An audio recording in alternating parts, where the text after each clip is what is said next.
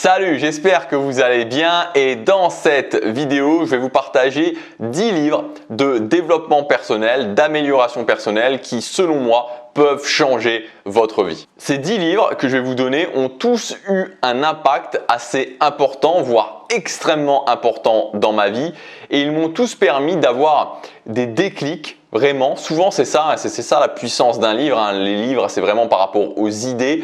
Donc des déclics qui m'ont permis d'en être là où je suis aujourd'hui et d'avoir pu atteindre des objectifs qui étaient très importants pour moi. Certains de ces livres, vous en avez peut-être déjà entendu parler, d'autres je pense pas et je pense qu'il y a quand même pas mal de livres de cette liste que vous ne connaissez pas. Moi j'ai une tendance en général, alors il y a certains classiques que j'aime, mais j'ai quand même une tendance en général à pas forcément apprécier les classiques. Donc je pense qu'il va quand même y avoir pas mal de découvertes, pas mal de perles pour vous dans cette liste. Je voudrais juste vous dire avant de commencer que vraiment ma vision des choses et ensuite ma vie ont littéralement changé grâce à la puissance du développement personnel. Quand j'étais au collège, quand j'étais au lycée, j'étais vraiment exclu socialement, on se moquait de moi, on m'humiliait et j'avais trouvé refuge dans les jeux vidéo et puis ensuite dans les jeux vidéo online.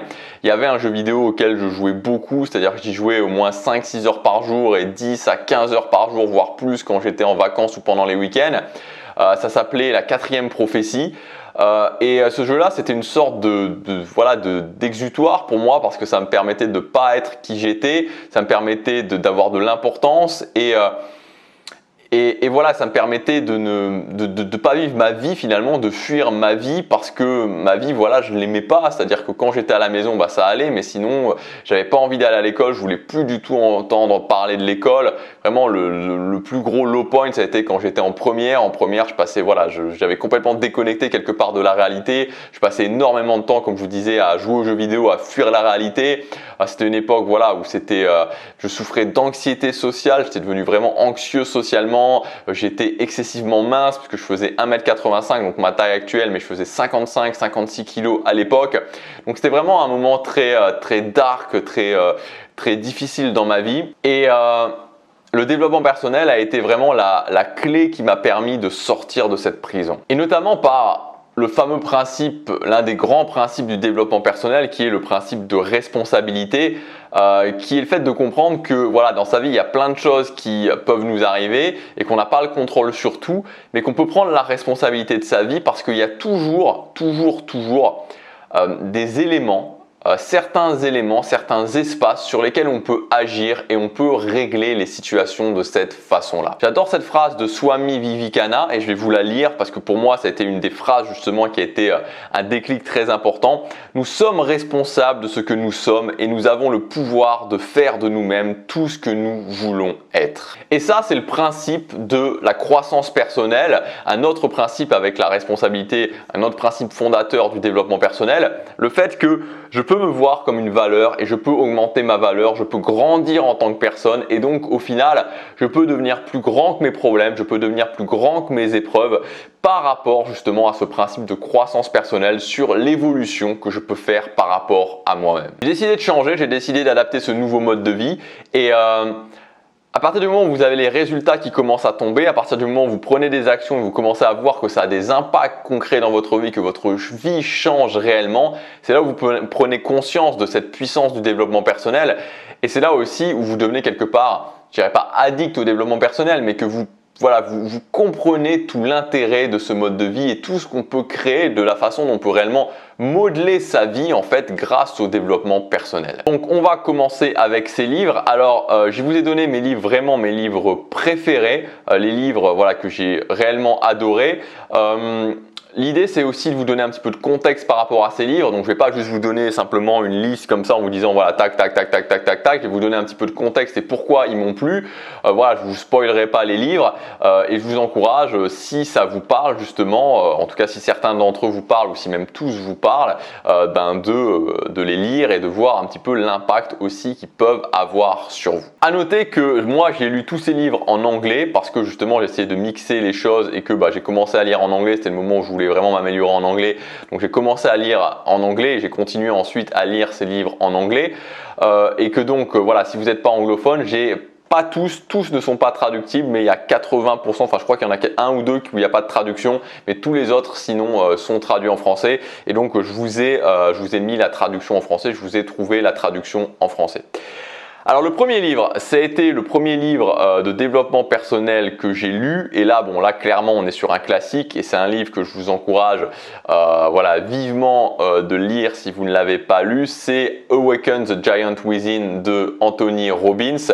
En français je crois que c'est l'éveil de la puissance, je crois que l'éveil de votre puissance intérieure. Voilà, en français c'est l'éveil de votre puissance intérieure. Ça a été vraiment le premier livre de développement personnel, comme je vous disais, que j'ai lu. Alors à l'époque, c'était un ami qui me l'avait passé, il avait imprimé en PDF et il me l'avait passé. Et je m'en souviens encore quand j'ai lu ce livre. Alors je le lisais l'après-midi, j'étais allongé sur mon lit. Et il y a notamment une phrase dont je me souviens, et une phrase qui a eu un impact, mais un impact terrible sur moi, cette phrase, terrible dans le bon sens du terme, c'est-à-dire la phrase où bah, prendre une grosse claque comme ça, et je me suis dit mais mince, c'est tellement ça, c'est tellement puissant.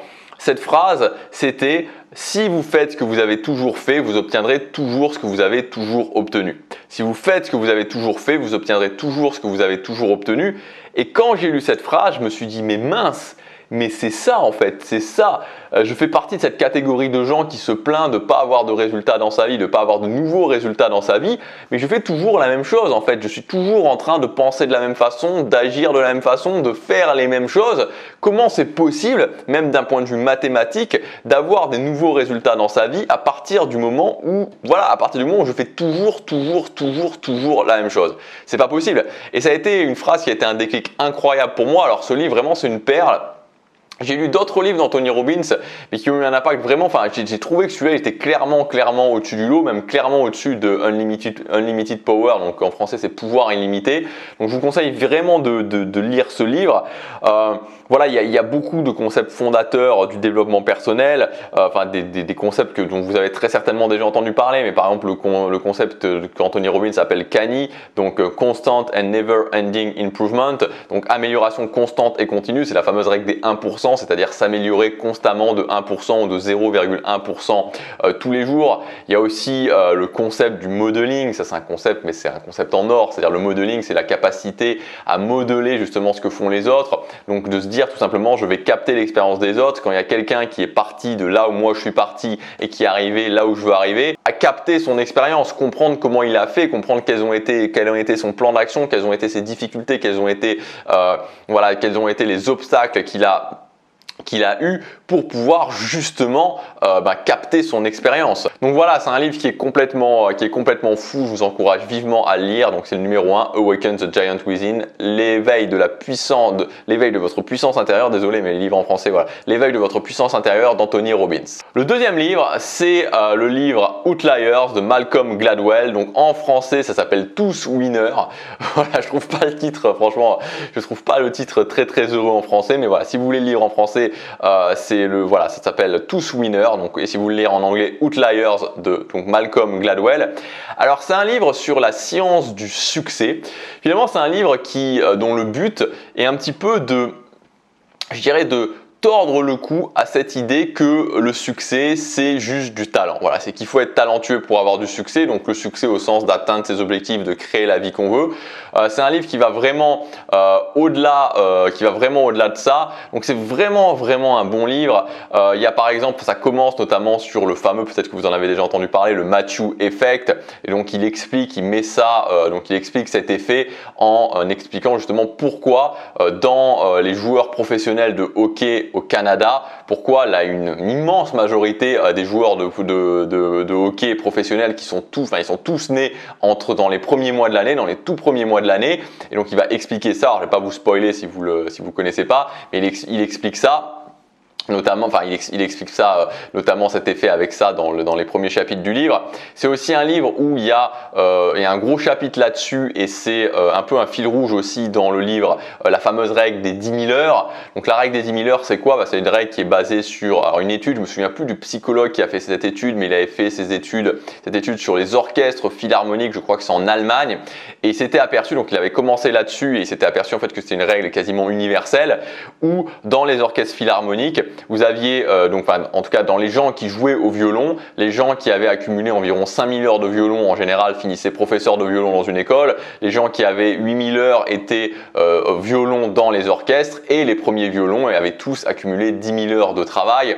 Et après il a continué ça avec cette règle avec d'autres choses, comme par exemple les échecs, avec des personnalités, comme par exemple Bill Gates, comme par exemple les Beatles aussi. Donc ça va très très loin dans cette règle des 10 000 heures. Moi, c'est une règle que c'est vraiment la règle du fait de masteriser une activité. Pour masteriser une activité et être un maître dans cette activité au niveau international, il faut 10 000 heures de travail.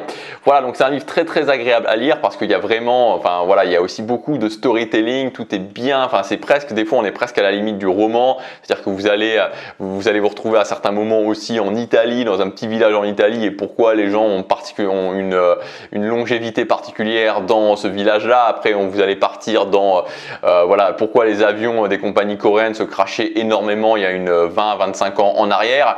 Bon, c'est un livre que vraiment je vous conseille, vous l'aurez compris, moi c'est un livre que j'ai lu plusieurs fois, que j'ai adoré, Outliers de Malcolm Gladwell, tous winners en français. Alors le troisième livre, c'est un livre qui pourrait être classé dans la catégorie business, mais pour moi c'est pas un livre de business, c'est un peu un livre de business, c'est un livre de business aussi, mais c'est surtout pour moi, en tout cas je pense à titre personnel, un livre de développement personnel, c'est The Secret of Millionaire Mind de T. Harv Eker, donc en français c'est les secrets d'un état d'esprit millionnaire.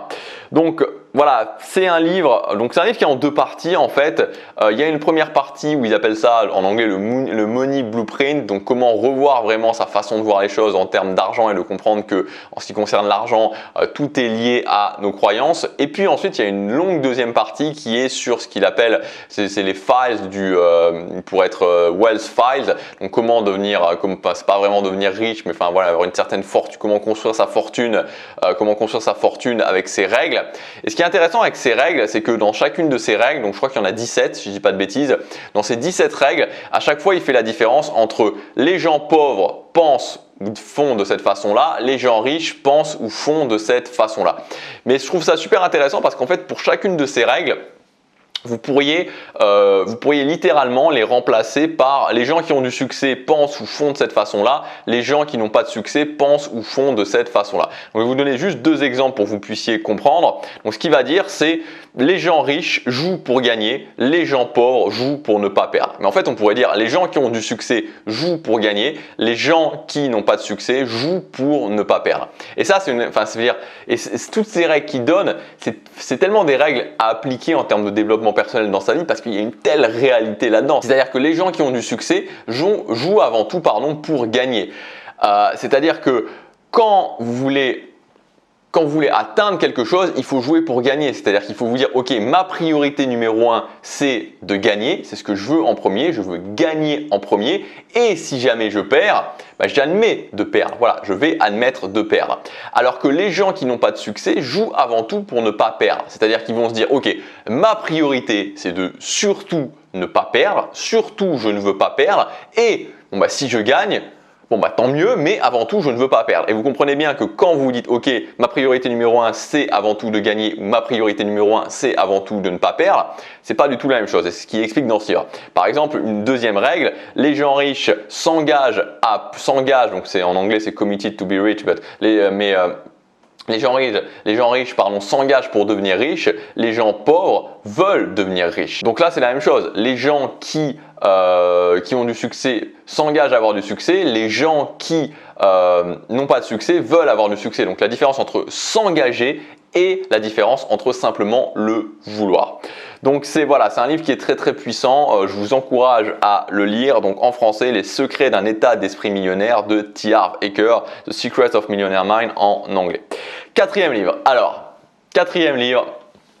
qui est peut-être, je dois dire, mon préféré.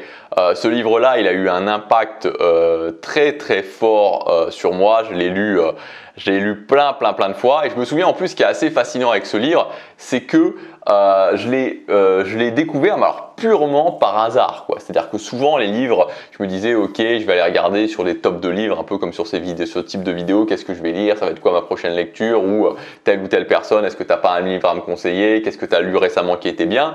Et là, rien à voir, vraiment rien à voir ce livre. Sur ce livre, en fait, j'étais en train de regarder, je me souviens, c'était la période où je me lançais, je crois que c'était en 2016, hein, si je dis pas de bêtises, c'était la période où je me lançais justement sur YouTube à faire une vidéo tous les jours. Enfin, je m'étais dit, non, c'est en 2015 que je me suis lancé, mais voilà, je voulais m'améliorer, améliorer mon matériel et tout ça en 2016. J'avais lancé justement cette chaîne. Et j'étais sur une chaîne, je crois que la chaîne c'était une chaîne Think Media TV, quelque chose comme ça en anglais, où il expliquait c'était comment éclairer, enfin l'éclairage, comment avoir de l'éclairage sur ses vidéos YouTube ou un truc comme ça. Et après cette vidéo là, il y a une autre vidéo qui m'a été suggérée où il disait, il expliquait quelles ont été ses meilleures lectures ou les meilleures lectures qu'il conseille pour cette année ou pour l'année prochaine. Et dans les lectures qu'il a conseillées, je ne sais pas pourquoi j'ai pris ce livre, enfin pourquoi j'ai voulu l'acheter, c'était le livre donc de Grant Cardone, The 10X Rules. Donc il y a une traduction française maintenant et je vous conseille vraiment de le lire, c'est la règle du 10X. Et ce livre, ça a été vraiment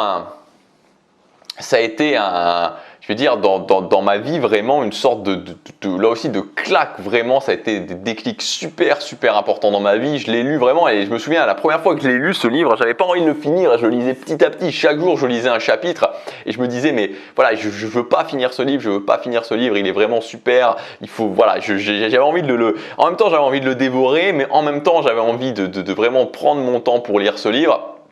Donc voilà, et donc en fait ce livre il est basé sur la 10X Rules et l'idée c'est quoi? C'est tout simplement l'idée qu'il y a deux idées principales de cette 10X Rules, c'est que il faut prendre, quand vous avez un objectif, c'est que en fait si vous voulez, les gens échouent, donc il donne plusieurs raisons pour l'échec des objectifs, mais selon lui la raison principale de l'échec des gens, c'est le fait que les gens échouent parce qu'il y a une trop grande différence entre ce qu'ils pensent qu'il faut faire pour atteindre un objectif et ce qu'il faut réellement faire pour atteindre un objectif. Donc la différence elle est là, entre ce que je pense que je dois faire, les actions que je pense que je dois prendre pour atteindre un objectif et la réalité, ce que je dois réellement faire pour atteindre mon objectif. Et si vous voulez, cette différence entre les deux, cet abysse qu'il peut y avoir parfois entre les deux, fait que finalement les gens se disent je vais jamais y arriver, se remettent en question et finissent au final par abandonner. Tout simplement, ils finissent par abandonner parce que tout simplement il y a cette problématique là. Donc en fait lui c'est la règle 10X, c'est le fait que quand j'ai un objectif, je vais monter de 10 fois mon niveau d'ambition, c'est-à-dire que l'objectif que je veux atteindre, je vais monter mon niveau d'ambition de 10 fois pour avoir beaucoup plus d'énergie, pour être beaucoup plus galvanisé pour atteindre mon objectif.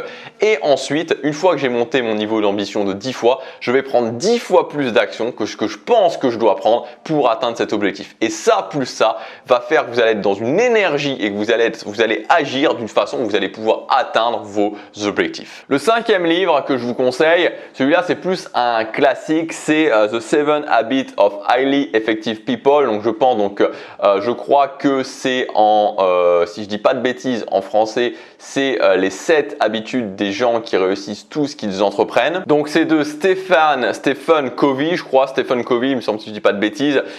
Donc ce livre, j'ai surtout eu envie alors c'est un livre que j'ai apprécié, j'ai surtout eu envie de mettre un livre sur les habitudes parce que vous savez, pour moi les habitudes c'est une des clés du succès. Et donc dans ce livre, il explique justement les habitudes principales, fondations qui font que les gens vont réussir, les gens vont atteindre leurs objectifs. Et donc notamment par exemple la première habitude, c'est le fait d'être proactif et donc ne pas subir sa vie, ne pas subir ses problèmes, être proactif par rapport à ce qu'on peut faire. Voilà, c'est un livre assez sympa, c'est un livre que je vous recommande, qui donne pas mal de bonnes idées, qui est vraiment assez cool. Voilà, j'ai pas grand chose de plus à rajouter sur ce livre et puis voilà, je me suis aperçu que j'avais passé pas mal de temps aussi sur les autres livres, donc je vais essayer de faire un petit peu plus court. Le livre numéro 6, c'est The War of Art de Steven Pressfield, ou La guerre de l'art en français. Donc moi ce livre en fait je l'ai découvert parce que je sais plus comment, en fait je me suis retrouvé à lire un petit livre qui était assez fin qui s'appelait Turning Pro de Steven Pressfield justement, donc devenir professionnel, et après ça m'a donné envie de lire justement ce livre The War of Art, La guerre de l'art. Donc c'est un livre que je vous recommande. Steven Pressfield, c'est un réalisateur de films en fait, et je ne sais pas s'il a vraiment, je pense qu'il a fait peut-être il y a assez longtemps, peut-être dans les années 70 ou 80, il a fait un film qui a eu du succès, mais après il a plus vraiment, fait de films qui ont eu vraiment de succès, je pense, mais c'est plus reconverti dans justement dans le développement personnel. Et ce livre, c'est un livre à la base, enfin c'est un livre pour tout le monde, hein, c'est un livre qui est pour tous les créateurs et les entrepreneurs qui sont créateurs aussi. Et en fait, il y a deux grands principes dans ce livre, enfin, il y en a plusieurs, mais moi les deux grands principes que j'ai vraiment retenus de ce livre, le premier principe c'est la résistance, le principe de la résistance. Qu'est-ce que c'est la résistance? La résistance, c'est toutes les choses finalement, enfin à partir du moment où vous dites ok, je vais atteindre mes objectifs, je veux atteindre mes objectifs, donc je me fixe un objectif et cet objectif je vais l'atteindre. À partir du moment où vous dites ça, vous allez avoir la force de résistance qui va se mettre contre vous. C'est-à-dire que vous allez avancer pour atteindre votre objectif, il va y avoir cette force de résistance qui va se mettre contre vous. Cette force de résistance, ça va être la procrastination, ça va être la fatigue, ça va être votre entourage, ça va être pardon, ça va être certains événements qui vont se mettre contre vous. Tout ça, ça va être cette force de résistance. Et donc, le but finalement, c'est d'être conscient de cette force de résistance et de voir que cette force de résistance, elle est multifactorielle, elle est multiforme et qu'elle va être là et que à partir du moment où vous voulez atteindre un de vos objectifs, cette force de résistance va être là. Et ensuite, il y a la deuxième partie qui rejoint justement le livre Turning Pro, c'est devenir professionnel. Et devenir professionnel, ça va être comment justement, une fois qu'on a compris ce que c'était cette forme de résistance et que cette forme de résistance, elle allait être là, comment on va faire pour au quotidien dealer avec cette force de résistance et donc devenir un professionnel. Et il fait une différence entre l'amateur et le professionnel. L'amateur qui ne va pas atteindre ses objectifs et qui justement parce qu'il ne deal pas avec cette force de résistance, et le professionnel qui va atteindre ses objectifs. Le livre numéro 7, c'est Falling Forward de John Maxwell. Alors moi j'ai eu vraiment une grosse période de John Maxwell. C'est un ami qui m'avait fait découvrir qui m'en avait parlé, donc ça m'avait donné envie de le lire. John Maxwell, c'est donc un coach, un life coach qui est spécialisé dans le leadership américain.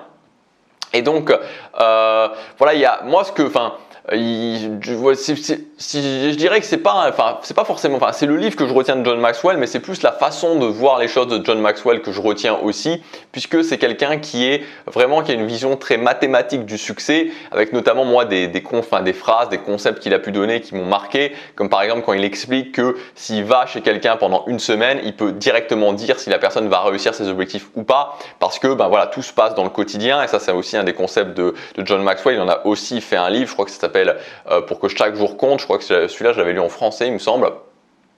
Et donc voilà, c'est vraiment quelqu'un que ça fait un moment que j'ai pas lu de livre de lui, mais c'est vraiment quelqu'un qui m'a beaucoup parlé. Et donc dans Falling Forward, l'idée, alors j'ai pas trouvé de traduction en français de Falling Forward, mais l'idée, parce qu'il me semblait qu'il y avait une traduction en français, mais apparemment non, l'idée c'est échouer plus loin. Voilà, donc d'aller au-delà des échecs. Comment aller au-delà des échecs? Et donc il y a vraiment cette vision des choses, d'avoir la perception qu'on a de l'échec, le fait de ne pas s'identifier à son échec, le fait de comprendre que l'échec est temporaire, et le fait aussi d'ajuster, cette science de l'ajustement. Ça revient souvent dans le développement personnel, cette capacité à voir ce que j'ai fait et d'ajuster. Donc voilà, si vous êtes avec le fait de lire en anglais, ou même en général, il y a aussi je crois que son livre le plus connu, c'est les 21 lois irréfutables du leadership, je crois. C'est marrant parce que c'est son livre le plus connu. C'était pas un livre qui avait spécifiquement, j'en avais lu beaucoup de lui, j'en ai lu 4-5 de lui, c'était pas le livre qui m'avait le plus marqué. Je me souviens que c'était pas son livre le plus connu qui m'avait le plus marqué, mais voilà, ce livre-là, il est assez cool et je vous conseille de lire John Maxwell. Il a vraiment une vision des choses assez sympa. Le livre numéro 8, alors là, c'est un livre qui va s'adresser plus aux hommes, c'est un livre de développement personnel, mais c'est aussi un livre qui a une philosophie de vie, c'est le fameux The Way of the Superior Man de David Deida. Ce livre non plus, il n'est pas traduit en français, donc c'est vraiment un livre pour les hommes tout simplement qui ont besoin de se trouver en tant qu'hommes, c'est-à-dire les hommes qui sont un petit peu déconnectés avec leur place dans la société en tant qu'hommes. Et il y a des concepts très intéressants dans ce livre, comme par exemple le concept de l'énergie masculine, de l'énergie féminine, et à quel point cette énergie masculine et féminine, elle est en chacun de nous, qu'on soit un homme, qu'on soit une femme, et quelles sont les différentes caractéristiques de cette énergie. Il y a aussi le concept de la mission de vie, de trouver sa mission de vie en tant qu'homme, et que en tant qu'homme, la mission de vie est la chose la plus importante qu'on doit réaliser.